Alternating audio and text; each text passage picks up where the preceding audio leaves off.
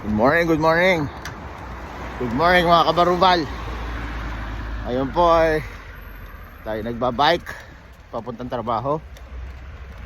Kasalukuyan pong negative 2 degrees sa labas. Tayo po ay nagbabike papunta ng trabaho. Kumusta kayo dyan? Madilim pa sa kalsada. Ganito po ang buhay sa Italia.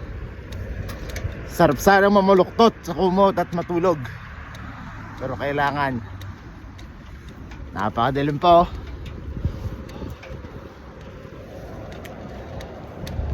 Sarap mag-abroad. O paano, babay mga kabarubal?